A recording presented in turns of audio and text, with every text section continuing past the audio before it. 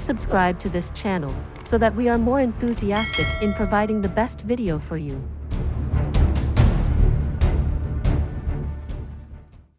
Chapter 61. Guhan. Guhan. He is a solitary top-rate expert who traveled alone, and a Sky Xian expert. Everyone knew that he had never become close to anyone. He possesses a solitary nature and is ruthless. Once his sword is drawn, those he fought against would usually end up dead. However, they do not know something. This solitary swordsman was once a handsome and passionate young master. There is an even bigger secret that no one knew of. Guhan and the current empress, Monarch Jun Xie, were childhood sweethearts. However, for some unknown reason, Guhan's family declined overnight. His family name removed from the capital henceforth, and Guhan became a penniless nobody. Back then, the Monarch family was a sky-encompassing powerhouse. Naturally, they would not allow their family's daughter to be married to a penniless nobody with only a cultivation of silver-level Xian Qi. The Monarch family flagrantly obstructed them and finally caused the two lovers to part ways. Dejected, Guhan left while Monarch Jun Xie was left in distraught. Monarch Jun Xie attempted to commit suicide several times but was saved from the brink of death. Eventually, there came news of Guhan's death, causing Monarch Jun Xie to fall into an abyss of despair. Under the constant persuasion of her parents, she finally decided to accept her family's arrangements to enter the palace and marry the emperor. A few years later, she became the empress of the kingdom. Guhan left for 10 years. His pursuit of swordsmanship was successful and his Xian Qi cultivation had advanced to the Sky Xian rank. Feeling that he was finally qualified to marry Monarch Jun Xie, he rushed back in excitement. Unfortunately, his lover from back then had become an empress, and Princess Ling Meng at the time was already 7 years old. Standing opposite one another, tears flowed down from both of them, an unspeakable feeling of pain ripping through both of them. Entering the ocean-like palace gates, since the day ye entered the way. Heaven's will is unpredictable. Yesterday is not today. Heaven toys with the will of men. Such is the decree of time. Guhan became disheartened. His hair turned white overnight and his character was greatly altered, becoming heartless and extremely ruthless. However, he remains affectionate and loving towards his former lover's daughter, Princess Ling Meng. Since then, he vowed not to see Monarch Jun Xie again. But he would frequently visit Princess Ling Meng to play with her. His frozen heart would only melt when he is with Princess Ling Meng. Guhan had become Princess Ling Meng's bodyguard. It did not matter whom. Even if the current emperor wanted to chastise Princess Ling Meng, Guhan would still wantonly unsheath his sword. Princess Ling Meng is the one thing sustaining his soul and this cold-blooded swordsman's most sensitive spot. This matter is a royal secret known only to a select few. Thus, the one behind these assassins too had no clue. If they did, they would not have sent merely 2 gold-leveled Xian expert for this assassination. In fact, there may not even be any assassination attempt. If they really wanted to kill her, then they would need at least 2 experts at the Sky Xian rank or higher in order to succeed. Guhan had already determined that the mysterious expert would not come forth, but he was unwilling to allow these assassins to leave. Thus, he had revealed himself. In Guhan's eyes, anyone who wished to bring harm upon Princess Ling Meng must be killed. No amnesty would be given. Slowly turning his body, he unsheathed his sword. The long sword quivered, like a serpent. An undulating blue color rose from the sword. With a grim face, Guhan said, "Go die." The 9 assassins remained silent. We had previously asked in earnest if Senior had any instructions for us. The reason we asked that was to probe your intentions. And yet you remained silent. Now that we wanted to retreat, you decide to come forth and stop us. Aren't you just messing around with us? Naturally, they were unaware of how wrong they were. Those two were simply two different person. Yi Guhan. If you want to kill people, you need to use swords. Mouth alone will not cut it. The two assassin leaders became enraged as they recalled what happened. Even if your strength is far stronger than us, do you really need to toy with us? They were aware that they have no luck in winning, but their courage were ignited and they taunted him verbally. Yi Guhan remained motionless, his appearance as cold as ice, his gaze as intimidating as an incoming arrow. His straight body loosened. The light on the sword grew colder and he suddenly made his move with ruthlessness. The pale blue light exploded like fireworks and enveloped the area, signifying Yi Guhan's agreement with the assassin leader's words to use sword to kill them. It was pointless to waste his strength on words. After all, talking nonsense with a bunch of people who were about to die was probably a stupid idea. The sword shone brilliantly, bringing with it a pale blue radiance. When the sword struck out, it created an illusory dreamlike feeling. However, within this wonderful radiance was a rich flavor of heartbreaking sadness. The awe-inspiring sword radiance exuded the same atmosphere as Yi Guhan, bleakness and solitude. Yi Guhan turned his body and struck out with his sword. A light line suddenly appeared on the throat of the silver Xian assassin closest to him. A mist of blood gushed out, blending with the pale blue radiance that covered the sky. The blue and red color suffused with one another, creating a beautiful yet heartbreaking imagery within this scene of carnage. The sword breaks the heart. The horizon remains elusive. Loneliness. The corpse of the assassin slowly fell down. Yi Guhan maintained his mournful expression. His figure appeared before two other assassins. These two assassins that had seemed so impressive just moments ago now appeared to be no more than a pair of defenseless chicken and dog in his eyes. Just as how the silver level expert could look upon those at the 9th level and below as ants, the same applied to a Sky Xian expert when facing Silver Xian experts. These two men were but little babies in face of a Sky Xian expert. Two more jets of blood sprayed out. Yi Guhan's face retained its grimness. Amidst the blood-filled skies, he brought a dream-like pale blue light with him as he moved about, just like a ghost. For a group of gold and silver level experts to go against a Sky Xian expert was no different from smashing a rock with eggs. There were no hope for them to emerge victorious at all. Moreover, their opponent was Yi Guhan, who is renowned for being a murderous cold-blooded maniac. Move quickly. Scatter and run. The assassin leader shouted out. His body was the first to rise to the skies, akin to an arrow flying back the way it came from. The remaining 5 assassins scattered out just like an exploding grenade, every single one of them fleeing for their lives. There was no need to think of the outcome. The only question here was, among these 9 assassins, who would be able to successfully escape? Yi Guhan let out a lengthy howl, his voice containing a dense feeling of loneliness and melancholy. His murderous aura reverberated with the endless feeling of loneliness as his pale blue sword rose into the air, just like a huge sapphire flying through the skies at a rapid speed. Each time the pale blue light flared out, an assassin's wretched cries could be heard as he fell to the ground.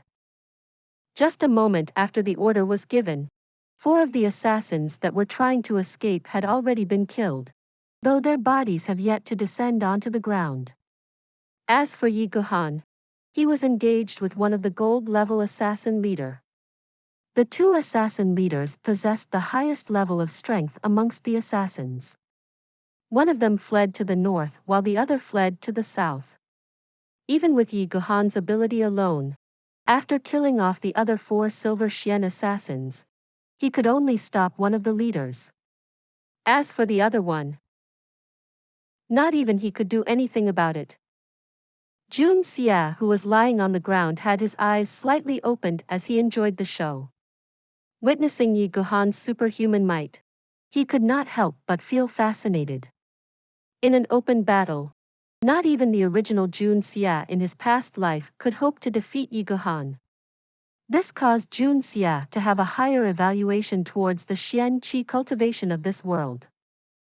Naturally, this was only if they were to fight openly. However, if this was an assassination mission, Jun Xie was confident that he has at least n number of ways to murder Yi Guhan. After all, an open battle to the death is not Jun Xie's forte.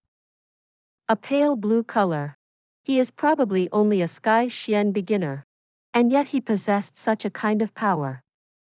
How would a pinnacle Sky Xian compare? How would a supreme divine Xian compare? A strong feeling of delight at seeing such strong people rose within Jun Xie's heart. Fighting against the strong was the only way for one to enhance one's strength. Unfortunately, the present Jun Xie simply does not have the strength to challenge the strong. Otherwise, he would probably have jumped to his feet and challenged Yi Guhan to a fight. Strength. Jun Xie's heart burned as it churned with endless desire. As it so happened, he suddenly realized that the fleeing assassin leader was heading in his direction. The killing intent within Jun Xie's heart burst out. Son of TCH. After bringing a bunch of people and causing this senior to end like this, you want to leave? You think you could just waltz out of here? His wrists quivered and his flying dagger slid down onto his hands. Jun Xie's face, which was hidden beneath his body, showed a ferocious smile. Time to die, kiddo. Please subscribe to this channel so that we are more enthusiastic in providing the best video for you. Chapter 62. Professional and non-professional. The assassin leader saw that Yi Guhan was temporarily unable to catch up to him and let out a sigh of relief. As he was running away as quick as he could, he looked around and noticed that the debauchee, Jun Moxie, had at some unknown time shifted his position to instead lie on the ground with his face facing the sky. Jun Moxie's eyes seemed to be slightly opened as well. He could not help but felt surprised. Could it be that this brat is still alive? Turning his head, he saw that Yi Guhan had already pressured his partner to the road of death. Judging by what he could see, Yi Guhan was trying to catch his partner alive, and was unable to spare any attention towards him. Considering all this, he felt himself getting somewhat more courageous. We failed to kill Princess Ling Meng. But if Jun Moxie were to die, the capital would fall into chaos as well, right? The assassin leader suddenly slowed down as he moved in to deliver another sword strike into the body of this debauchee. Just as he was about to act, he suddenly saw the debauchee brat before him opening his eyes, spit out with his tongue, made a sly face and cursed in a whisper. I will screw your mother. The volume of his voice was very low. Amidst the incoming rumbling sound of hooves, the other people who were situated several zhongs 3.04 m away were simply unable to hear anything. Not to mention, none of them were currently paying any attention to this place as they were closely watching Yi Guhan's battle. Thus, only the assassin leader who had fled and was close to Jun Xie could hear his words clearly. Instantly, he became enraged, his eyes bulging out. Just because this senior was not able to deal with a Sky Xian expert, did you think I cannot kill a prodigal debauchee like you? Someone like you actually dare to curse at me? He charged down, his sword stabbing viciously as his heart cursed inwardly. This senior will take you down. It was then that a jade blue color flashed outward, as though the azure ocean had appeared before his very eyes. As though in a dream, a deep blue flying dagger mysteriously appeared before the assassin leader. Its aim was the assassin's throat. Sky Xian, The assassin leader became shocked. His hands and feet became frozen all of a sudden. Under the extreme shock, in addition to his earlier action of rushing downwards, he lost his composure and fell. However, before his body reached the ground, the deep blue flying dagger had already struck into his throat, penetrating inside by at least 3 inches. Even at his moment of death, the assassin leader remained confused. Guhan was clearly 30 zhongs 91.2 m away from him. So why did the flying dagger appear here? What was going on? This question caused the gold-level assassin leader to remain confused, his eyes bulging widely in death, just like a scholar in seek of knowledge. The injuries Jun Xie suffered earlier were not light, causing his movements to be less nimble. Even though the sword wound had been wrapped up, there were still the 2 kicks from the silver-level assassin. Now, Jun Xie watched as the gold-level assassin fall to his death with a puzzled expression on his face. However, what was alarming was that even in death, his hands remained tightly gripping onto his sword. Screw your granny. You unrepentant *****. Jun Xie cursed inwardly. Going all out, he forced his body to move, barely budging away from the lethal strike. Pang! The assassin leader's corpse fell right on top of Jun Xie's little body. With a chi sound, the sword in his hand slid into Jun Xie's thigh in the area with the most flesh. If this sword had gone slightly to the left, Jun Xie would have to gloriously become an employee within the palace. Sunofa. Jun Xie had already been knocked down and was unable to rise up at all. Then, the sword slid into his thigh, causing him to hiss in pain. In the end, young Master Jun cried out in his heart, who could have guessed that even a dead man could use a sword to harm others? This world is simply too freaking fantastic. The sword pierced straight through Jun Xie's thigh and into the ground beneath him. Any movement would aggravate the wound. In a worst-case scenario, it might even bring harm to his tendons. Under these circumstances, Jun Xie was simply unable to move. The same was true for the assassin leader's corpse pressing down on him. The both of them were like a human pyramid. The assassin leader's hands gripped the sword tightly, and the sword had pierced through Jun Xie's thigh. This image was unspeakably peculiar. Son of *****TCH. Jun Xie was on the verge of tears. Since I came to this world, this would already be the 2nd time that I was pressed down on by a man. First time around, even though the fatty was nauseating, he was still a living person. This time, I am actually being pressed down upon by a dead man, and I cannot even move. A living person and a dead person, both their faces were directly opposite one another, their eyes staring at each other. It was then that Jun Xie realized that this ***** had died with his eyes open. Feeling curious, Jun Xie observed carefully. The more he observed, the more he felt that this person's eyes did not seem to express resentment or malice, but rather, doubt and confusion. Son of ****TCH. Are you telling me that you cannot find your way to the Yellow Springs? Do not look at me. I do not know. Jun Xie viciously cursed him. When pressed down upon by a dead person whose eyes remained bulging out in a stare, most people would be trembling regardless of how courageous they may be. However, Jun Xie was a freak who could even start a conversation with the dead. In one word, powerful.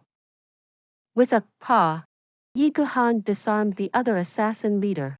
His blue sword flashed out and was upon the man's throat. Who sent you? Speak up. Guhan was enraged. If he did not ferret out the person behind this assassination attempt, who knew if this would happen again? He could protect Princess Ling Meng once or twice, but he may not be able to protect her forever. The next time this happened, what could he do if a Sky Xian expert was sent to hold him down? The assassin leader coldly stared at Yi Guhan, the color of despair evident within his eyes. Suddenly, he laughed out. Yi Guhan, did you think I would talk? Ha ha ha. What a joke. I did not expect that the world-renowned solitary star of the horizon, Yi Guhan, a dignified Sky Xian expert, would actually turn out to be so naive. As he talked, black-colored blood suddenly flowed down from his mouth and he stopped breathing. His eyes was fixed upon Yi Guhan. A look of ridicule remained in his eyes. The moment he was captured, he had bitten down on the poison pill within his mouth, sealing the throat and purging the blood. What a vicious poison! Yi Guhan sighed, his face revealing a look of admiration, and murmured, "You can be counted as a real man. I will not make things difficult for your body." Presently, all the assassins have been killed off and the area had turned silent. Even though the words uttered by Yi Guhan was low in tone, it could clearly be heard by Jun Xie. At that moment, Jun Xie suddenly had the urge to laugh loudly. What nonsense! Under these circumstances, you actually call him a real man? If that were the case, then the value of real man would no longer be of any worth. If he does not commit suicide, would you let him live? Even if you let him live because he is a real man, would the chief assassin let him live? Will the mastermind of this incident allow him to live? I have seen stupid before, but I have never seen someone so stupid. And you are a Sky Xian expert to boot. Idiotic Sky Xian expert. Jun Xie's heart welled with a great amount of contempt. Since you have decided to take him alive, the first thing you need to do when going against these kinds of people is to knock out his teeth while he still has the ability to move. This is the absolute basic.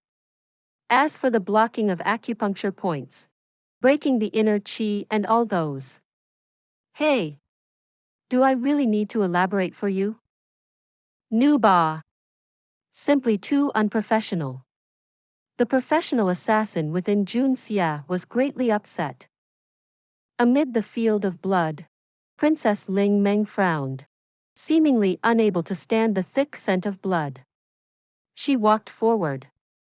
Uncle Yi, when did you learn this wonderful flying dagger technique? Once we go back, you must teach me, please. Once the flying dagger was mentioned, Yi Guhan suddenly recovered himself. He immediately cupped both his hands ceremoniously as he faced the sky and spoke in a clear voice. Thank you, Senior, for extending your aid today. This Yi feels highly grateful. Princess Ling Meng's experience is shallow. If she somehow offended Senior, I hope Senior would be benevolent and not pay it any mind. If Senior have any request of me, please say the word. This junior would certainly endeavor with all my might to accomplish it in order to repay Senior's favor. In his heart, Princess Ling Meng was like his own daughter, and had become the one reason for him to live. For the mysterious expert to save Princess Ling Meng was equivalent to saving him. Thus, he did not mention whom it was that have been saved. Regardless of whom, he still felt grateful. Please subscribe to this channel so that we are more enthusiastic in providing the best video for you. Chapter 63. Heartache. With Princess Ling Meng's level of cultivation, it was difficult for her to distinguish between a Sky Xian rank and the one above it. Her words earlier may have offended the mysterious expert. Thankfully, the mysterious expert was open-minded and chose not to pursue the matter. This was a good thing because once such a powerful figure becomes enraged, the consequences would be most disastrous. Yi Guhan, who understood the severity of the situation, had naturally come forth to remedy the situation for Princess Ling Meng's sake. Naturally, considering Yi Guhan's temper, he would never have spoken out such words if not for the sake of Princess Ling Meng. He would not do so no matter how grateful he personally felt. Everything remained silent, seemingly indicating that the mysterious, pinnacle supreme divine Xian expert had left. Yi Guhan gave out a sigh. This was something that he had expected. Considering the person's identity as a master from outside the kingdom, would he lower himself to stand before a mere princess? Uncle Yi? What are you talking about? Princess Ling Meng stared at him curiously with wide-open eyes. Menger, those words of yours were too careless. Those words are a great offense to the one who saved you. The senior who issued out the dagger to save you is someone else. In addition, this senior's level of cultivation far surpasses mine. No, it would be more accurate to say I am unable to even compare with someone like him. Yi Guhan told her in an imposing manner. That dagger is the pinnacle of blessings. It is not something that I could send out. Ah! Princess Ling Meng cried out in surprise, her delicate hands covering her mouth. Something like that actually happened? Since uncle is already a Sky Xian expert, then that would mean the senior is an even higher form of existence. That is the absolute truth. Yi Guhan nodded seriously. Princess Ling Meng gathered herself, turned to face the skies and gave a deep salute of respect. Princess Ling Meng here thanks senior for rescuing me. My nonsensical words earlier was a blasphemy against senior, and yet senior was generous enough to forgive me. I wonder if senior would be willing to come forth, so that Ling Meng could apologize and thank you in person? The space remained still. Not a sound could be heard. For someone who was a Sky Xian expert or higher, why would they care for the thankful gesture of a mere princess? And if this was a pinnacle supreme divine Xian expert, he may not be willing to appear even if the other person was the emperor of Tianxiang himself. Princess Ling Meng were not aware of all these. However, in order to express her gratitude, she must profess her thanks regardless of whether the person was still around or not. Since her uncle Yi had told her that it was the truth, then it must surely be the truth. A pity. We have no chance to meet this person. Yi Guhan sighed, his face returning to its cold form, and he stood wistfully at the side. Little Menger, Uncle Yi will have to leave now. It would be better for you to return to the palace. The imperial army is already on their way. In the distance, the thundering sound of hooves inched closer. Princess Ling Meng looked at Yi Guhan with an expression of unwillingness and asked, Uncle Yi, when will you return to visit Menger? Silly Menger. Uncle Yi would always be by your side. Yi Guhan sighed inwardly before softly replying. I will definitely come to visit Menger. Earlier, one of the assassins managed to escape. That could end up causing some problems in the future. That is why Menger will have to be very careful in the next few days. Princess Ling Meng whispered, her face showing reluctance. The sound of hooves had reached the corner. Yi Guhan lifted his body upwards and skimmed through the air. Suddenly, he exclaimed in mid-air and changed his direction, moving towards Jun Xie. His sharp eyes analyzed the scene before him. Seeing the small dagger inserted into the throat of the assassin, he could not help but feel grateful. It turns out that the senior had already helped me solve this problem. This is truly humbling. Straightening his body, he left, floating up to the roof.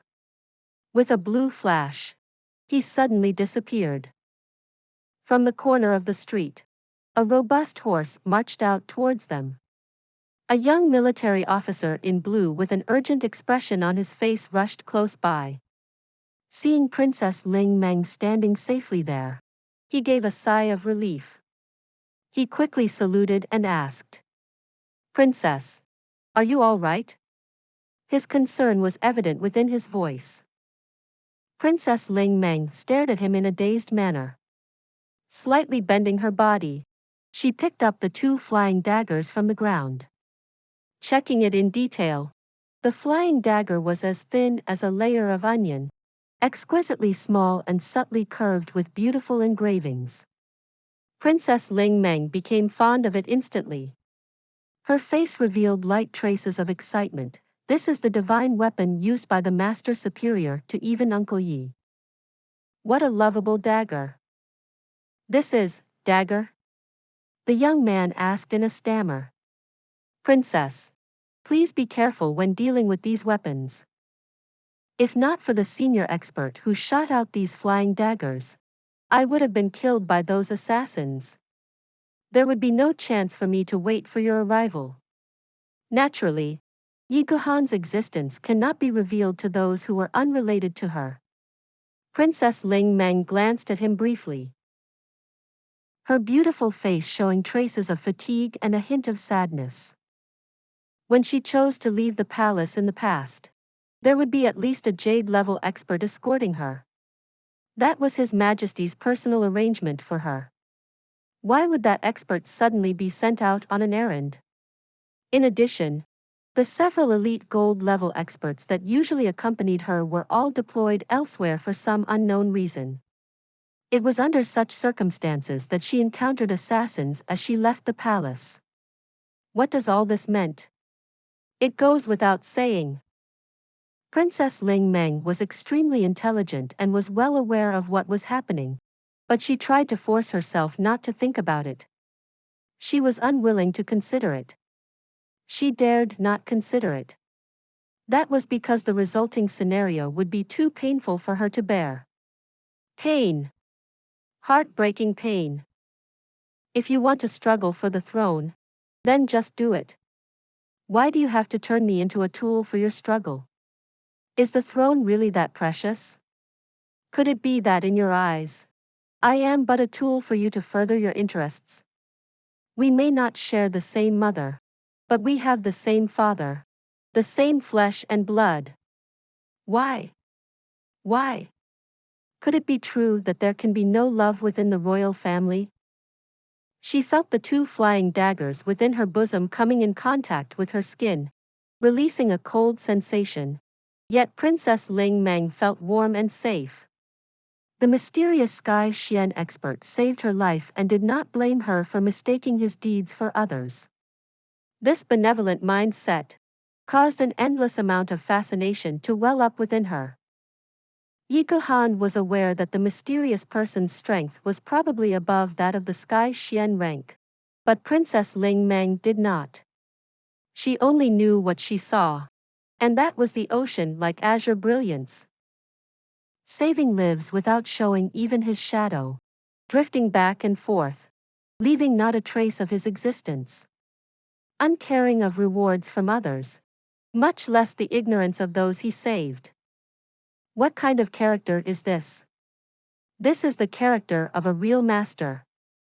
A deep sense of trust was born within the heartbroken and frustrated Princess Ling Meng towards this mysterious figure. He is like a dragon that would show his head and not his tail. This created a belief that this person is highly dependable. In her heart, she felt that this mysterious person is just like her Uncle Yi, worthy of her trust.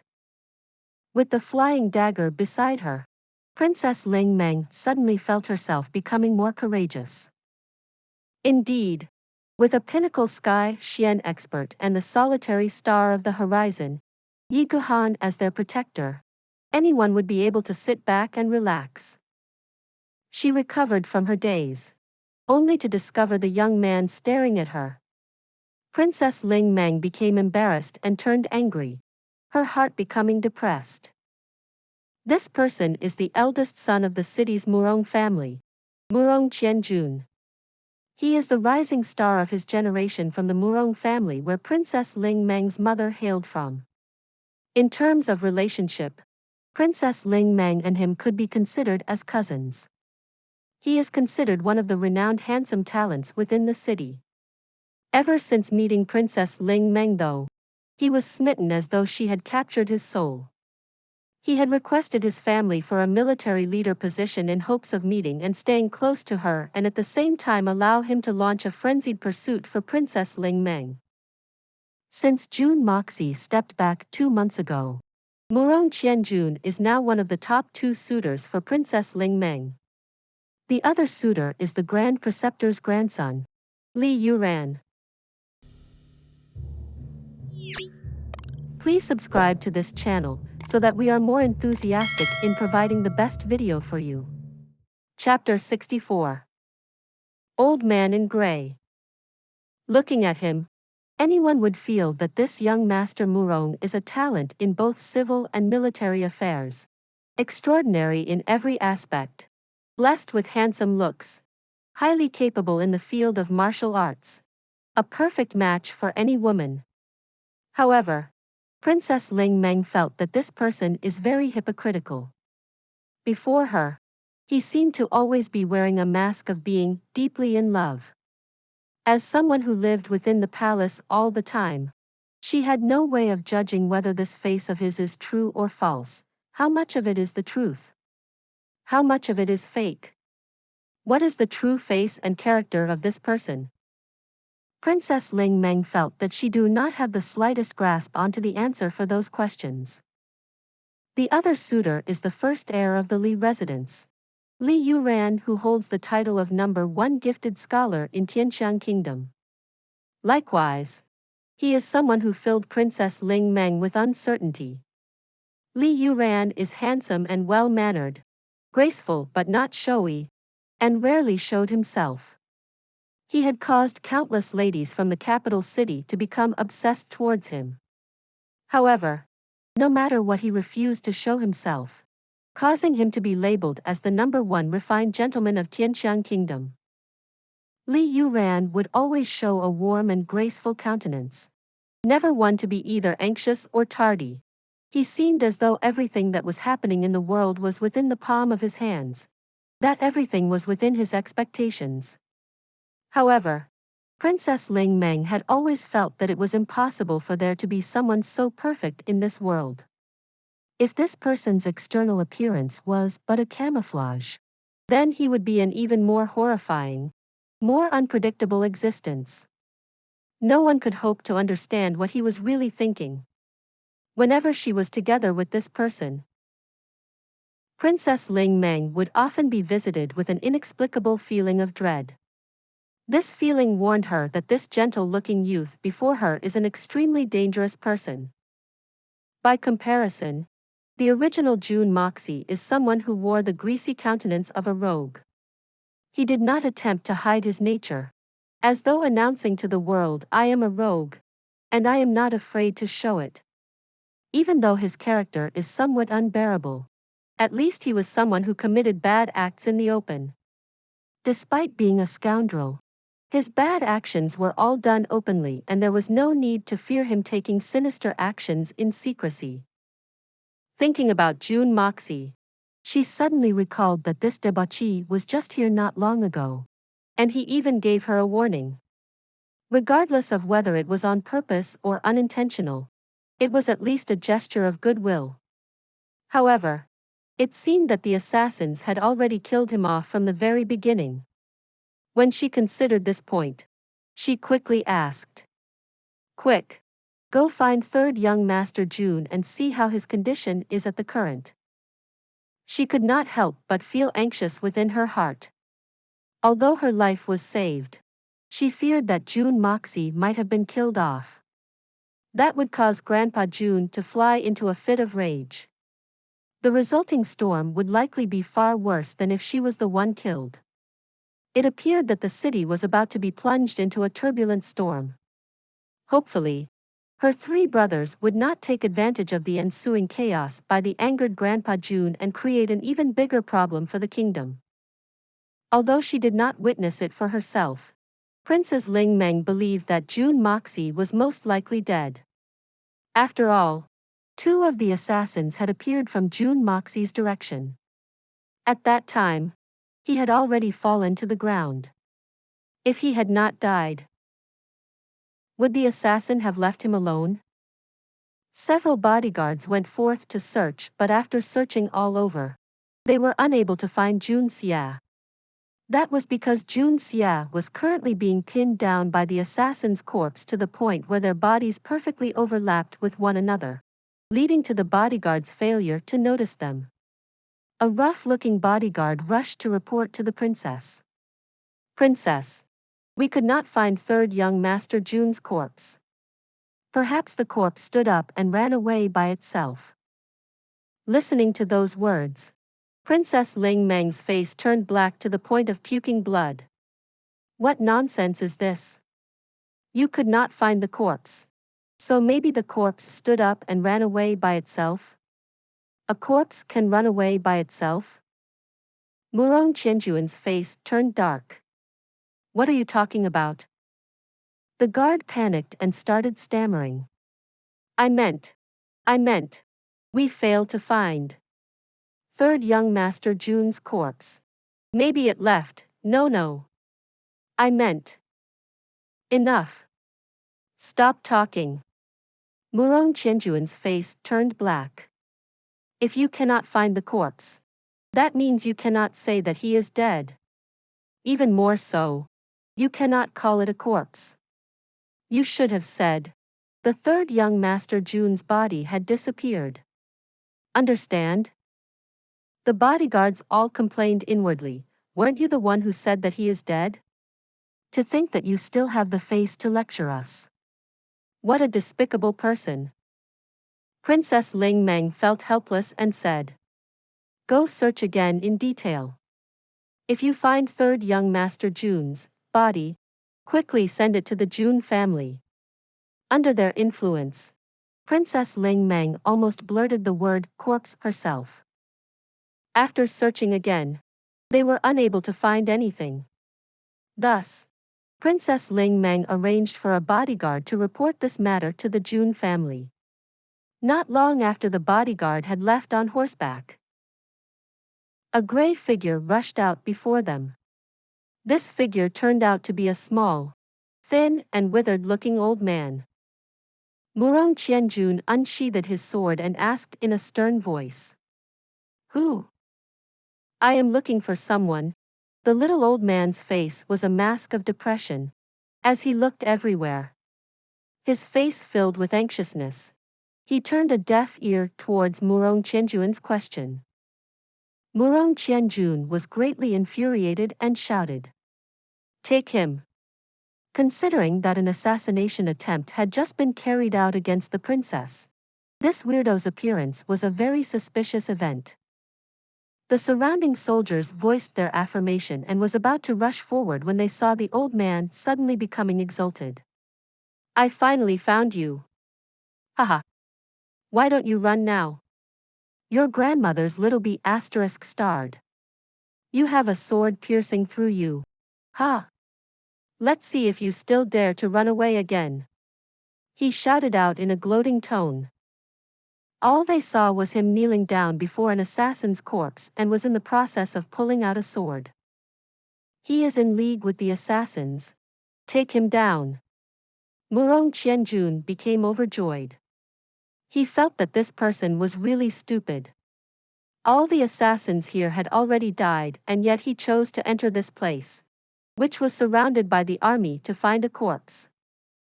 Surprisingly, the old man threw away the sword after pulling it out. Then, he lifted the corpse of the assassin and casually flung it away, just like how one would throw a sack, without a care in his actions. Bending down, he picked up a bloodied body. Princess Ling Meng hastily restrained Murong Qianjun before observing the body in detail. It turned out that it was Jun Moxie. He was covered in blood on both head and body, looking as though he was about to lose his life in a moment's notice. Suddenly, Jun Xie's eyes moved about, causing Princess Ling Meng to become shocked. It turns out that this bee asterisk starred is still alive. May I ask this senior's identity? Princess Ling Meng asked. I do not have time to chat with you, little girl. This old bag need to hurry up to help him take care of his injuries. Otherwise, he might really kick the bucket. The old man picked up Jun Xie's body and with a flash, appeared before Murong Qianjun. Staring at Murong Qianjun, he scolded. Little B asterisk starred. Next time, watch your language. Pulling back his head, he disappeared like a puff of smoke. Murong Qianjun was about to retort in anger when the old man before him suddenly disappeared without leaving a trail, causing him to fume in rage. However, with Princess Ling Meng here, he needed to maintain his graceful image and could only grit down heavily on his teeth. In his heart, he had successively cursed the old man's 18 generations of ancestors. This is bad. Princess Ling Meng's face changed. I have just sent someone to report to Senior General Jun. Now that Jun Moxie has been taken away, things would turn ugly if the Senior General becomes furious. Murong Qianjun stepped forth to comfort the princess. Princess, please be at ease and just return to the palace. I will immediately arrange for someone to go to the Jun family and report that Jun Moxie, this person is still alive. Princess Ling Meng let out a sigh of relief. That would be for the best. Turning her gaze, she suddenly noticed the flying dagger inserted into the throat of the assassin leader. She gave a cry of surprise. It turns out that the senior had already helped me take care of this future problem. And here I was being ignorant about it.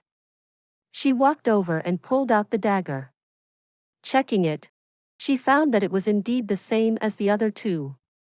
She could not help but wonder, this person is a true peak-leveled master. I wonder when I will have the opportunity to meet him in person to give my thanks. Princess Ling Meng turned her head to see the miserable state of her team of bodyguards. She sighed, with things as they are, how could I hope to go to the Dugu residence? Recalling Yi Guhan's advice for her, she spoke out. Return to the palace. List down the name of those who died. Report it to the inner palace and ensure that their families are compensated generously. No longer able to bear the sight of carnage before her, Princess Ling Meng closed her eyes and slowly shed 2 drops of tears. These men all died, for her sake. Please subscribe to this channel, so that we are more enthusiastic in providing the best video for you. Chapter 65. Unexpected. As the carriage was destroyed, Princess Ling Meng leaped onto a horse brought over by one of the bodyguards and slowly headed back. The atmosphere was unusually somber. Murong Qianjun immediately ordered the army to escort the princess, forming a protection detail with Princess Ling Meng in the middle. He himself rode atop his horse. Turning his head, he thought to himself that the ** Jun Moxie seemed to have suffered from some serious injuries. I wonder if he will make it. It would be for the best if he dies. Every time I see him, I feel like smashing him down. He is just a typical scum waiting for a beating. He wanted to court Princess Ling Meng with that kind of character. He truly is a brat who does not understand his own abilities. Grunting, he urged his horse forward and watched the graceful figure of Princess Ling Meng who was proceeding before him. He could not help but feel dazzled. His heart absolutely captivated, his soul ascending the confines of his body. He completely forgot to send someone to report the earlier matter to the Jun family. I say, old man.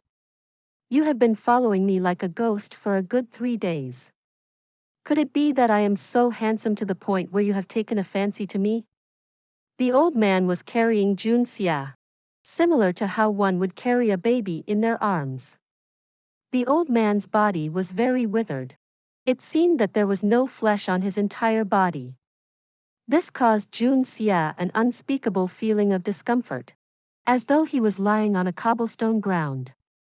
Knowing that this old man would not harm him, He threw away all notions of courtesy and started speaking sarcastically. Who? You think this senior was following a prodigal wastrel like you voluntarily? You kept scurrying around randomly every day. I do not even know what kind of hidden tactic you used to escape from my sight. But look at you now. This is retribution. If not for the fact that your grandfather spent a great sum of.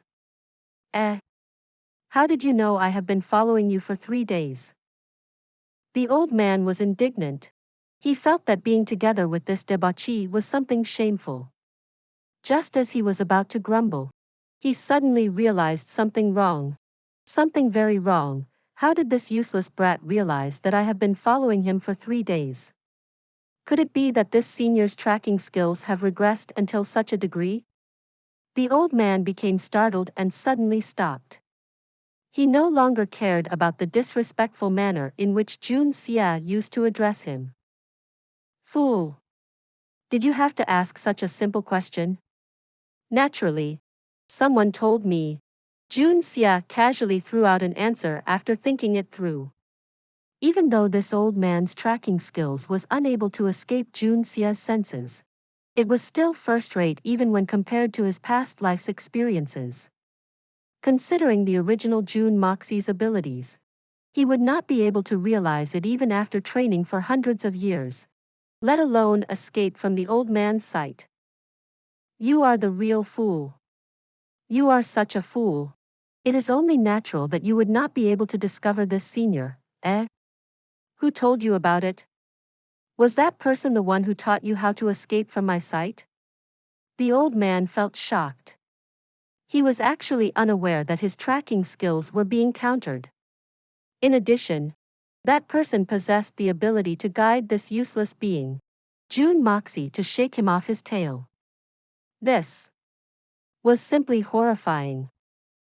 How much strength is needed for this feat? If this person is an enemy, how do I know who that person is? Jun Xie continued. I have never met him. Oh, that is only natural. Considering how powerful the other person is, do you think you have the qualifications to meet him? But since you put it this way, you being able to escape from my sight was all due to that person's instructions? That person was the one who taught you? The old man was prejudiced and had already decided that this debauchee had absolutely no ability to discover his existence. After all, he had absolute confidence in his own tracking skills. However, he asked just in case. His heart became alarmed. Could it be that a supreme divine Xian is watching me? That cannot be. Could it be? The more he thought about it, the more his mind became panicked. Truth be told, this old man's techniques were indeed impressive. Otherwise, it would not have taken Jun Xie, the king of assassins of his generation, a good 3 days to deal with him. Of course. By the way, old man, are you done talking? Why are continuously asking about all this? Where are you planning to take me to? You should hurry up and bring me home. Jun Xie was feeling uncomfortable and started cursing within. Quickly send me back home so that I can use the Hongjun pagoda to heal myself. If I were to do it outside and get exposed, what then? Nonsense. Judging by the amount of injuries you have, I will need to quickly handle it first. Otherwise, you would be dead by the time I reach your home. The old man was feeling unhappy himself. With my level of skill, how could I have ended up being counter-tracked? Son of a b*tch. If I were to return directly to the Jun residence, your old head would throw a bunch of depressing complaints on me to the point of death. If I do not clean this brat up, going back like this would be too humiliating. While talking, they arrived at an inferior-looking house. Holding Jun Xie, the old man rushed into it and placed Jun Xie onto the ground. After that, he carefully checked the wounds on Jun Xie's body from top to bottom. He could not help but be astonished. On Jun Xie's chest, A sword had nearly pierced straight through him. In addition, 2 purple bruises could be clearly seen. This was obviously the result of 2 kicks aimed at his chest. Considering the strength of the 2 silver-level assassins, an attack by either one of them should have been enough to send him off. Yet, after having suffered from a stab to the chest and 2 kicks from them, Jun Xie was able to preserve his life and still talk casually. This was not even the most astonishing point. What was truly outrageous was that not a single rib was broken. The old man sent his Xian Qi into Jun Xie's meridians to carefully check. Jun Xie's internal organs had received no damage. Internal injuries were lacking, causing him to stare with bulging eyes. This sword stab was simply too skilled. It actually went through the intercostal area between ribs. This brat's luck is simply too good. Brat, did you by any chance hire those assassins? If that weren't the case, why would they take so much care when dealing against you? Just by looking at your wounds, I highly suspect that you guys planned this in advance. Were you planning on playing the hero saving the damsel in distress? You wanted to win the favor of that beautiful little girl? The old man stroked his beard. His eyes slanted, his face turning highly obscene. The old man's whimsical words almost caused Jun Xie to choke to death. He laughed bitterly. Old man, you sure have an imaginative mind. I nearly died earlier. How was I supposed to play the hero saving the damsel? Why are you staying still? Quick! Help me bandage my thigh. Can't you see that it is still bleeding? Jun Xie was somewhat rendered speechless. This old man was already an aged senior. But why was his actions so disorderly? Why did his grandfather hire someone like this to tail him? Who? You useless little brat. You think this senior needs you to instruct me on how to do things? The old man stroked his beard. Brat, you are a lucky one. You won't die. You also won't become crippled. Having said that, he patted Jun Xie on his thigh and continued. Everything is fine now. Jun Xie's thigh had just been pierced with a sword. Even though his bones were not harmed, the sword pierced through his muscles. 1 sword, 2 holes. To be patted by the old man on the thigh at his current situation caused him to feel a heart-rending pain. Jun Xie bit his teeth, sucking the air and hissing, beads of sweat dripping out from his forehead. As he continued hissing through his teeth, he asked, Old man, do you have a granddaughter? The old man suddenly stared at him with vigilant eyes. What do you want to do? He forgot to think why this brat had asked him to treat the thigh first. By his observation, the wound on the chest took precedence. If you have a granddaughter, I will rape her and then kill her. I will send you to your death by breaking your heart. You old B*****starred. Jun Xie cursed inwardly. Can't you see that I am seriously injured? Yet, you actually violently slapped down on my wound. Oh, I meant that it would be better to let a woman do this kind of job. The person was just before him. How could he not lower his head? Unacceptable. The old man shook his head. You are a pervert. This is something known to everyone in Tianxiang City. Jun Xie was completely speechless. Why are you calling me a pervert? The real pervert is Jun Moxie, not me. By the time the old man finished treating Jun Xie's wounds, it was already late at night. Of the 2, one of them wanted to use the Hongjun Pagoda to heal his injuries so that he could get better immediately. However, he did not have the opportunity to do so, and was endlessly irritated. The other one kept thinking to himself, who exactly was it that could discover my existence and counter my tracking skills? These 2 insensitive creatures actually forgot to report this matter to the Jun family. As for Murong Qianjun, who had vowed to Princess Ling Meng that he would send a message to the Jun family, He had long since thrown this negligible matter out the window. Neither of them considered the fact that Princess Ling Meng had, before the old man appeared, sent a message to the Jun family, bringing the news of Jun Moxie's disappearance-death. They did not consider that this delay could lead to grandfather Jun Zhantian's fury soaring all the way to the 9 heavens, almost causing the entire capital to become a sea of blood.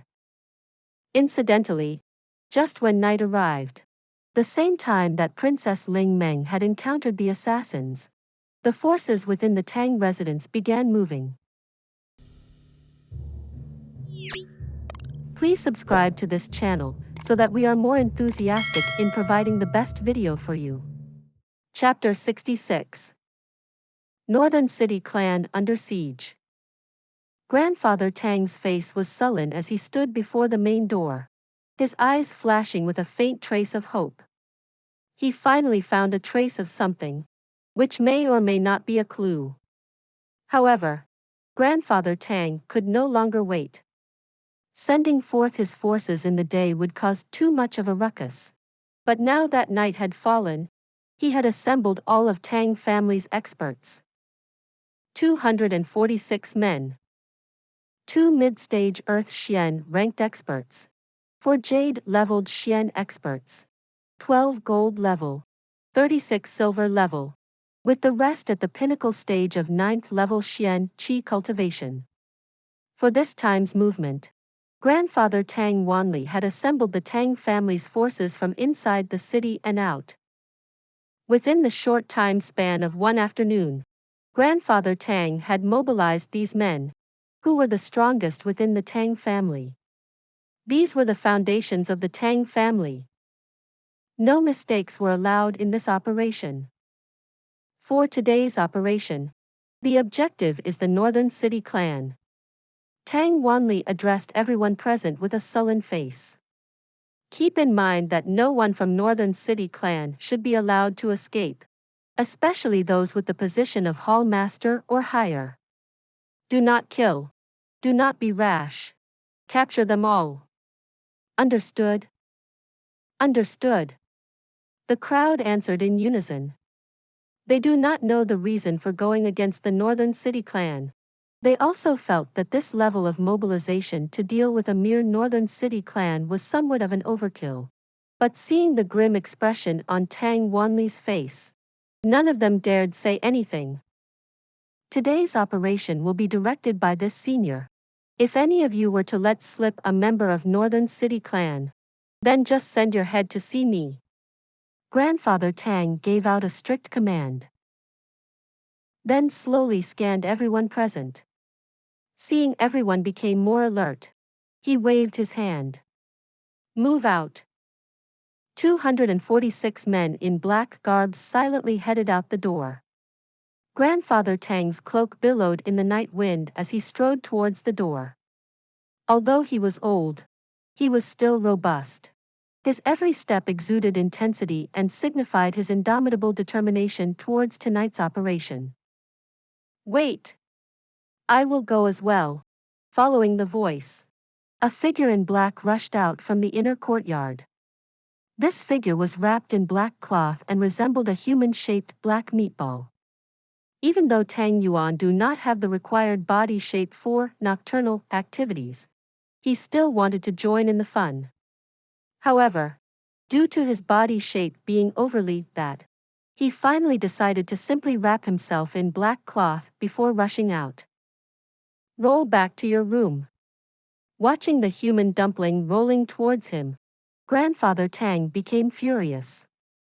He performed a flying kick, which resulted in the 400 over Gene 241 kilograms body of Tang Yuan to shoot back from the courtyard into the room, breaking the door of the room in the process. With a tearing sound, the black cloth tore open, revealing white buttocks and thighs. His round stomach resting upon the ground. His hands and legs were hanging in the air, just like a tortoise that had fallen upside down. He waved his limbs in the air several times with nothing to leverage himself off the ground. After rolling over twice, he finally managed to stand up by grabbing the door. He looked out with a disheartened expression. The courtyard was black and empty. Not a soul in sight. A grand residence in the middle of the dark night. Within the residence was the leadership of the Northern City clan. Grandfather Tang's beard fluttered about as he arranged his men. Over 100 high-level experts were arranged here, causing the huge residence to become filled. Everyone remained breathless as they waited quietly for Grandfather Tang to issue his command. As for the other 100 men, Grandfather Tang had them separated into 4 groups, each assigned to cover the 4 doorways of the Northern City clan, their subordinates, the casinos, brothels and all other places that were connected to the Northern City clan, even the houses of all the leadership of Northern City clan. Grandfather Tang intended to sweep them all up from the outside to the inside, leaving not a single one. The leadership of Northern City clan would be left for the last. With over 100 high-level experts surrounding the residence, the people inside were completely trapped with no hope of escape. Anyone who came out would be captured. In addition, he could utilize this type of blunt knife attack to probe the attitude of Northern City clan. If Northern City clan remained passive, placing themselves at his mercy, that would mean that Northern City clan had nothing to do with the Tang residence's theft case. Even if there were some connection, it would likely be a trivial one.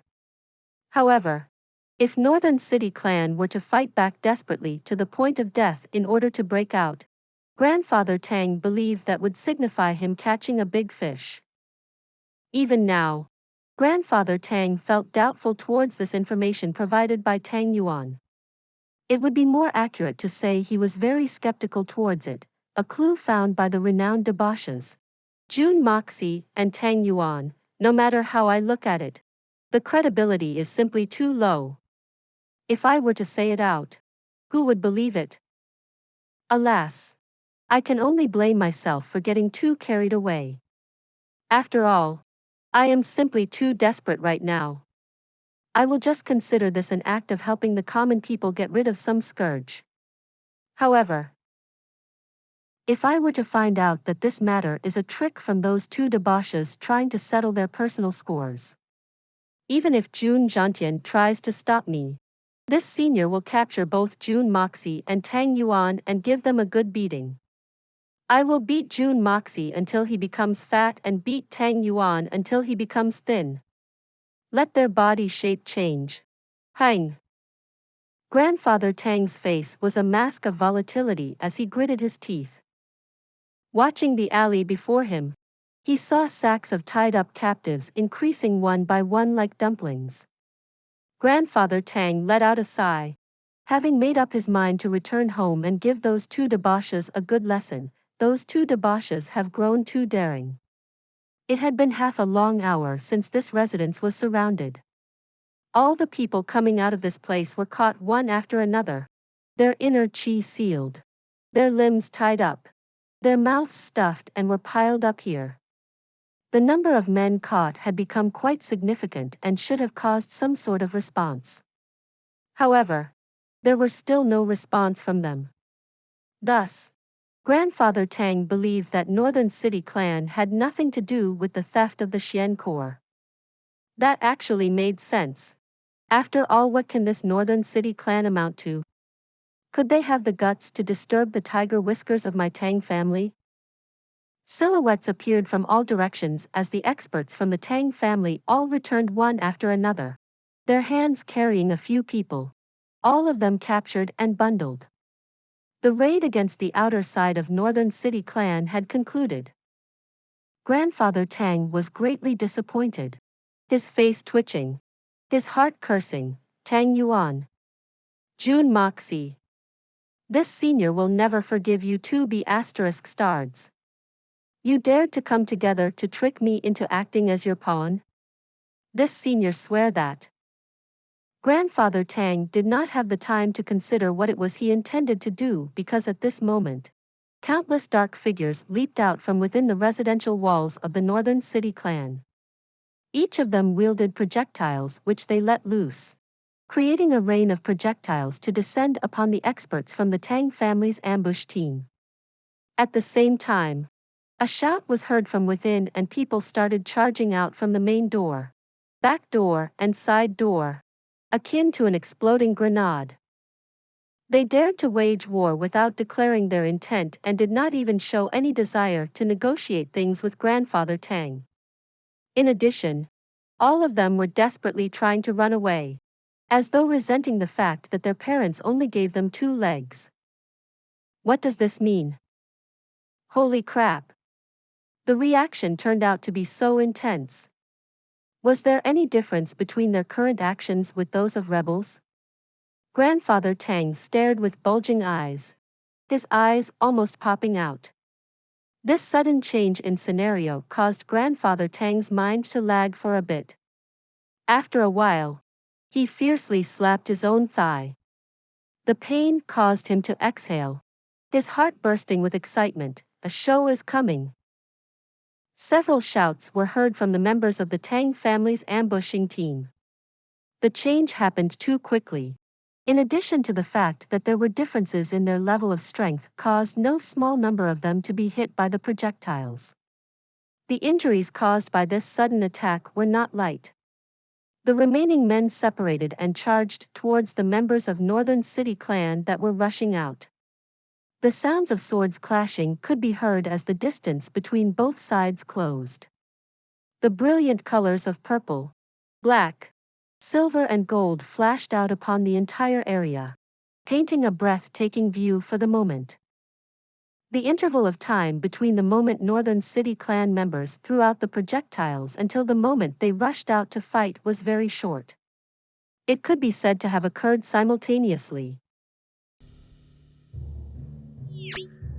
Please subscribe to this channel so that we are more enthusiastic in providing the best video for you. Chapter 67. A lucky hit. Grandfather Tang's eyes bulged out in surprise. His face, which had been a mask of gloominess, had now turned into one of excitement, and his hands trembled agitatedly. Both his eyes glinted as Grandfather Tang, who had been a calm person for nearly half his life, burst out, "Oh, my God! There is actually a connection between them. In fact, this might be the jackpot. Screw that son of a b*tch. How could I have guessed that Tang Yuan could actually make a contribution this time around? Who was the one who said that a blind cat could not bump into a dead rat? This senior will have to properly reward him when I return later." After thinking such, Grandfather Tang's face suddenly became awkward. He glanced around, just like a thief that had committed a crime. I should not have called Tang Yuan a son of a b*tch. That is my daughter-in-law. Northern City Clan's reaction made it clear that it has a connection with the Tang family's theft case. Otherwise, would a mere Northern City Clan dare to fight against a Duke of the Kingdom and the family of the Minister of State Revenue? This family is a first-grade family in Tianxiang Kingdom. For them to offend such a family was akin to a cat licking the tiger's nose, a standard example of one trying to court death. Seeing the members of Northern City Clan who rushed out getting thrown to the ground and tied up before being tossed over to his side, Grandfather Tang coughed a few times, his arms straight. His gaze were similar to a falcon, his face as clear as water, his beard fluttering, an image of immovable might. He exuded an aura of seriousness as he dispatched his men to eliminate a source of calamity for the people. Pang! A member of the Northern City Clan was beaten up into the air. Before he could do anything, a rope shot out to encircle his waist. It continued to fasten around him a few times until he became a big dumpling and fell to the ground. The person was then greeted with a fist to the face and his teeth fell out as a result. Before he could scream out, a smelly mass of red cloth was stuffed into his mouth. Then, he was picked up and thrown some several zhongs 3.04 m away. The entire process was conducted in a smooth manner. When the person fell down, he realized that he was not alone and that everyone around him were acquaintances. Pang! Another one. Pang! The 240-plus experts of the Tang family slowly advanced from the outside into the inner area, not letting a single member escape, keeping a careful eye over every detail.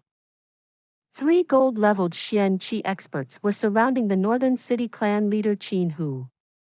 No matter which direction he took, no matter how much he tried to fight, no matter how hard he tried to run, he was unable to escape. His face was filled with despair. Not far away, an Earth-ranked expert stood by, watching with his hands behind his back. Qin Hu was unable to escape or retreat. He could not even kill himself. If not for the fact that the 3 of them were aiming to capture him alive, he would have been sent off to the Yellow Springs a long time ago. Qin Hu felt himself going crazy. As all the areas were swept clean, the experts from the Tang family began to gather here. Some of them rushed into the residential yard and started searching meticulously, not missing out on even the smallest detail. If they suspect that a place was hiding a secret passage, they would dig 3 feet down to verify their suspicion. After a while, a sound rang out. Found it. Grandfather Tang's face became joyful as he moved forward into the courtyard. Inside, he saw the experts from the Tang residence dragging out several people. It was none other than Qin Hu's son, Qin Xiaobao, and several gorgeously dressed women. Qin Hu had placed them within the clan's most secretive hidden chamber. He thought that if his attempt to break out were to fail, then at least he could keep his son safe. Unexpectedly, the men from the Tang family would be so professional, and the hidden chamber that was located 1 zhang below ground with a highly secretive exit location was found. Watching his son being captured, Qin Hu despaired and totally lost the courage to resist.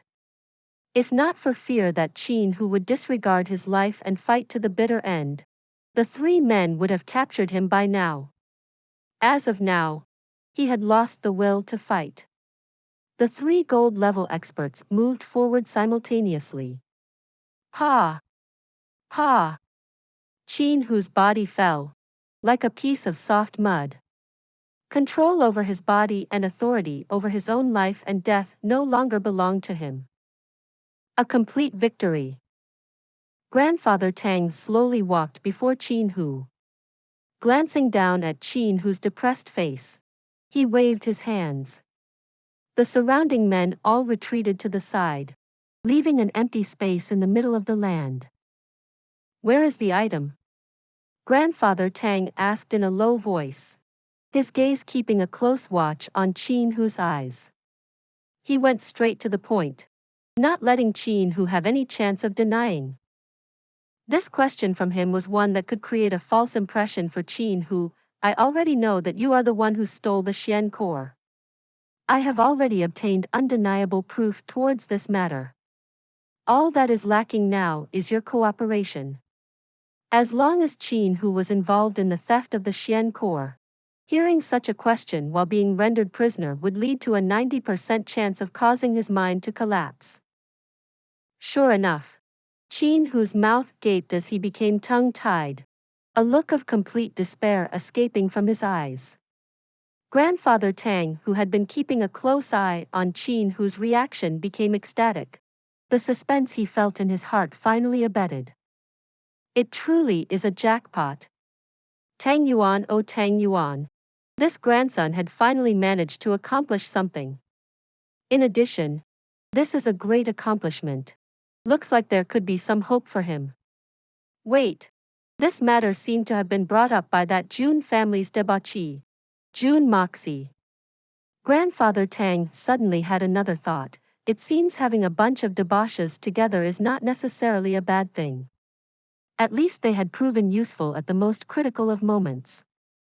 Back then, didn't everyone constantly say that I am just a debauchee? But, right now, realizing that his thought process had started going off the tangent, Grandfather Tang collected himself. In his heart, he decided that regardless of whether he could find the Xian core today, his Tang family now owed the Jun family a great favor. It seemed that he will have to improve their relationship with the Jun family. I do not know anything about the Xian core. Tang. Boss. Why would you suddenly do this to us? Qin Hu answered in a fluster, his eyes flashing, hoping that he could get lucky. You little brat sure can talk. When did this senior ask anything about a Xian core? Hee. It is all right if you do not know. I will let you remember soon enough. Grandfather Tang laughed out in a compassionate manner as he waved his hand. An expert from the Tang family came forth carrying Qin Xiaobao's body. Throwing Qin Xiaobao on the floor, he turned around and left. Qin Hu, I hear that this is your only son. I promise you, as long as you tell me everything, no matter what happens to the Northern City clan, your son will not be harmed. I will protect this last remaining heir of your Qin family and ensure that no harm befalls him. Grandfather Tang wanly laughed affably, giving off a very amiable attitude. Naturally. If you are still unable to remember anything at all, I believe you will have to witness your own son's suffering soon. But, when that happens, everyone would not have a pleasant ending. You understand what I am saying, don't you? Father, save me. Qin Xiaobao cried out miserably. This year had proven to be a very disastrous one for him. Back then, he had chanced upon a beauty in the streets and only spouted out a few flirtatious remarks. But in return, he was captured, his dantian broken and his xian qi cultivation destroyed. After his body was better and he could finally move again, he went to a wine shop only to have a snot smack him on his face. Back then, he only let out a few curses but was rewarded with a beating and even had his leg broken. After having cried his way back home, he thought he would finally be able to start nursing his injuries. Unexpectedly, something like this happened instead. He was carried out and thrown on the ground despite his broken legs. Qin Xiaobao was currently drowning in a whirlpool of fear, nervousness, and pain, sinking deeper into a pit of sorrow. Grandfather Tang slowly extended his hand. His withered hands gently stroked Qin Xiaobao's neck, just like how one would try to placate a frightened little puppy. However, everyone knew that if Qin Hu's answer could not satisfy Grandfather Tang, those withered hands would transform into the token of command from the King of Hell. Qin Hu suddenly let out a sigh and lowered his head. You win. Grandfather Tang smiled proudly and replied. Qin Hu, you are truly worthy of being a clan leader. You understand how to grasp the situation properly. Not bad. The sarcastic comment stabbed deep into Qin Hu, his face turning red. This humiliation caused his face to turn extremely ugly. After mumbling to himself for a bit, he finally said, I believe that Senior Duke already understand that this matter was done under someone else's orders. Otherwise, even if I had a sky-piercing courage, I would never dare to steal something from the Tang residence. That would be no different from courting death. Even if we wished to do so, we do not have the capital to, we really could not. Continue talking. Grandfather Tang's eyes flashed. Please subscribe to this channel so that we are more enthusiastic in providing the best video for you. Chapter 68. In the night. Grandfather Tang is a veteran in the matters of the world. Considering the strength of Qin Hu's Northern City clan, there was no way he would have dared to act presumptuously against a great power like his Tang family. At this moment in time, it was also highly unlikely for him to say any form of lies that would erode the trust he needed to gain from them. But if what he said was true, Then there was a deeper layer of unknown factors within all this. Grandfather Tang's reaction caused Qin Hu to feel that Grandfather Tang had chosen to trust him. He felt hope blooming within him. Even if he could not be spared, at least his son would have the chance to live on. He continued.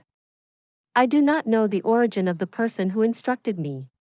What I know is that this person has eyes and ears everywhere.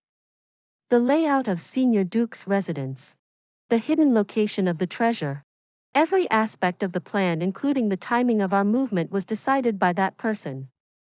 I believe that the person in question must be one of the capitals. Having said that, Qin Hu's eyes suddenly widened.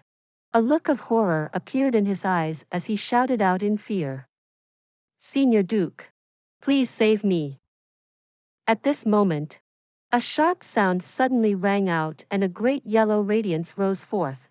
A great pressure converged upon them from all directions.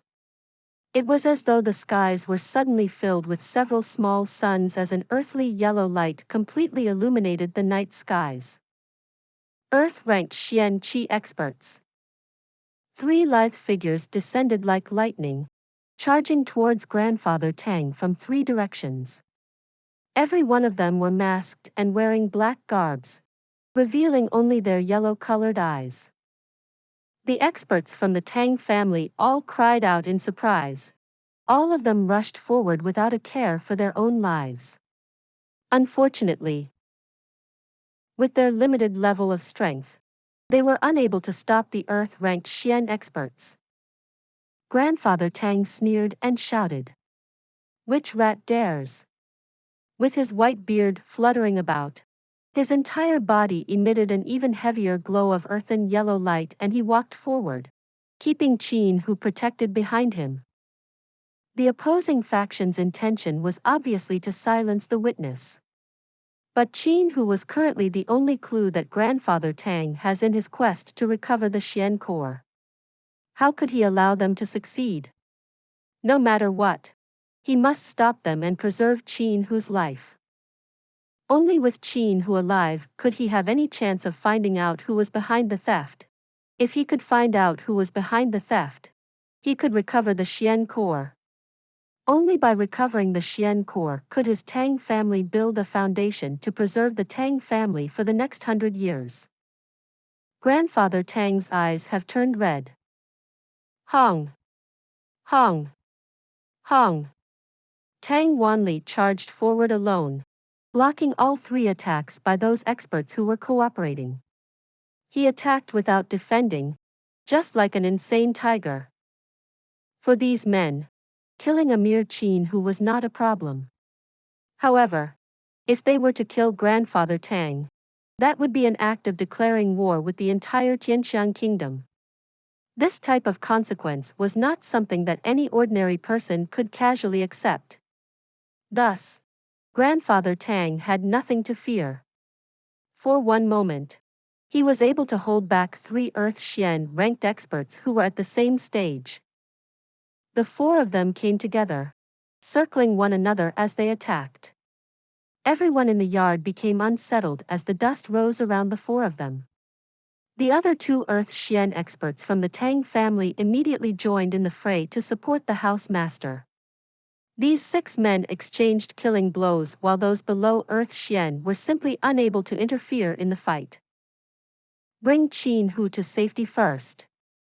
Grandfather Tang shouted out. It was at this moment that a pale blue light shone out and a masked man in white suddenly appeared. In the darkness of the night, his contrasting white clothes made him particularly conspicuous. His demeanor was casual, as though he was simply taking a stroll, but his speed was quick to the extreme. The blue light flashed out and 4 wretched cries sounded out in unison. 4 of the hall masters of Northern City Clan had their heads burst open, their bodies then falling down onto the ground. Beginner stage Sky Xian. A Sky Xian expert. The 200 experts from the Tang family swarmed around him, forming a heavy defensive line. However, It was completely disregarded by this man who simply moved forward as though he was unhindered. His body floated 3 zhongs 9.12 m up in the air. With a flash of blue light, Qin Xiaobao, who was lying on the ground, could only cry out once as the area between his chest and abdomen was smashed to pulp. Grandfather Tang wanly howled out. He turned and charged towards the man in white. The man in white looked at the incoming Grandfather Tang.